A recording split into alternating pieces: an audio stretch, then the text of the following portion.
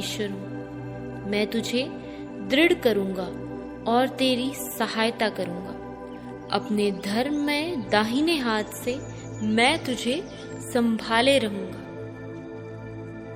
दूसरा कुरिन्थियों अध्याय 12 उसकी 9वीं और 10वीं आयत। और उसने मुझसे कहा, मेरा अनुग्रह तेरे लिए बहुत है, क्योंकि मेरी सामर्थ निर्बलता में सिद्ध होती है। इसलिए मैं बड़े आनंद से अपनी निर्बलताओं पर घमंड करूंगा, कि मसीह की सामर्थ मुझ पर छाया करती रहे। इस कारण मैं मसीह के लिए निर्बलताओं और निंदाओं में और दरिद्रता में और उपद्रवों में और संकटों में प्रसन्न हूँ, क्योंकि जब मैं निर्बल होता हूँ तभी बलवंत होता हूँ। इब्रानियों अध्याय 12 उसकी 1 से 3री आयत। इस कारण जबकि गवाहों का ऐसा बड़ा बादल हमको घेरे हुए है, तो आओ हर एक रोकने वाली वस्तु और उलझाने वाले पाप को दूर करके वह दौड़ जिसमें हमें दौड़ना है धीरज से दौड़े, और विश्वास के कर्ता और सिद्ध करने वाले यीशु की ओर ताकते रहें, जिसने उस आनंद के लिए जो उसके आगे धरा था लज्जा की कुछ चिंता न करके क्रूस का दुख सहा और सिंहासन पर परमेश्वर के दाहिने जा बैठा। इसलिए उस पर ध्यान करो जिसने अपने विरोध में पापियों का इतना वाद विवाद सह लिया कि तुम निराश होकर हियाव न छोड़ दो। पहला पत्रस अध्याय 4 उसकी 12 और 13 आयत। हे प्रियो, जो दुख रूपी अग्नि तुम्हारे परखने के लिए तुम पर भड़की है, इससे यह समझकर अचंभा न करो कि कोई अनोखी बात तुम पर बीत रही है, पर जैसे जैसे मसीह के दुखों में सहभागी होते हो आनंद करो, जिससे उसकी महिमा के प्रकट होते समय भी तुम आनंदित और मग्न हो।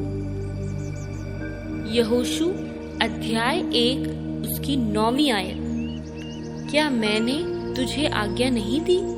हियाव बांधकर दृढ़ हो जा, भय न खा और तेरा मन कच्चा न हो, क्योंकि जहाँ जहाँ तू जाएगा वहाँ वहाँ तेरा परमेश्वर यहोवा तेरे संग रहेगा। भजन संहिता अध्याय 37 उसकी 5वीं आयत। अपने मार्ग की चिंता यहोवा पर छोड़ और उसी पर भरोसा रख, वही पूरा करेगा। यशाया अध्याय 43 उसकी 2री आयत। जब तू जल में होकर जाए मैं तेरे संग संग रहूंगा, और जब तू नदियों में होकर चले तब वे तुझे ना डुबा सकेंगी। जब तू आग में चले तब तुझे आँच न लगेगी और उसकी लौ तुझे ना जला सकेगी। लूका अध्याय 17 उसकी 6वीं आयत। प्रभु ने कहा कि यदि तुम में राई के दाने के बराबर भी विश्वास होता तो तुम इस तूत के पेड़ से कहते कि जड़ से उखड़कर समुद्र में लग जा, तो वह तुम्हारी मान लेता। इब्रानियों अध्याय 11 उसकी 1 आयत। अब विश्वास आशा की हुई वस्तुओं का निश्चय और अनदेखी वस्तुओं का प्रमाण है। रोमियो अध्याय 10 उसकी 18वीं आयत। सो विश्वास सुनने से और सुनना मसीह के वचन से होता है। मरकुस अध्याय 9 उसकी 23वीं आयत। यीशु ने उससे कहा, यदि तू विश्वास कर सकता है तो विश्वास करने वाले के लिए सब संभव है। मती अध्याय 21 उसकी 21वीं आयत। यीशु ने उनको उत्तर दिया, मैं तुमसे सच कहता हूँ, यदि तुम विश्वास रखो और संदेह न करो तो न केवल यह करोगे जो इस अंजीर के पेड़ से किया गया है, परंतु यदि इस पहाड़ से भी कहोगे उखड़ जा और समुद्र में जा पड़, तो यह हो जाएगा।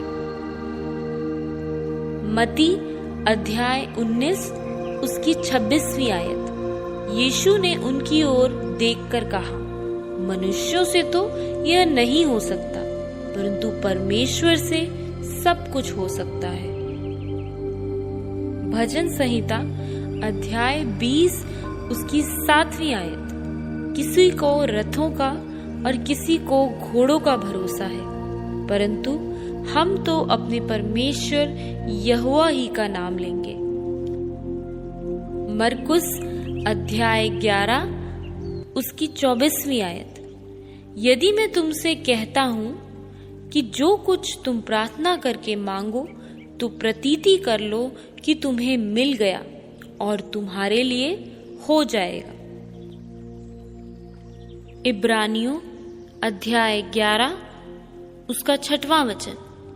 और विश्वास बिना उसे प्रसन्न करना अनहोना है, क्योंकि परमेश्वर के पास आने वाले को विश्वास करना चाहिए कि वह है और अपने खोजने वालों को प्रतिफल देता है।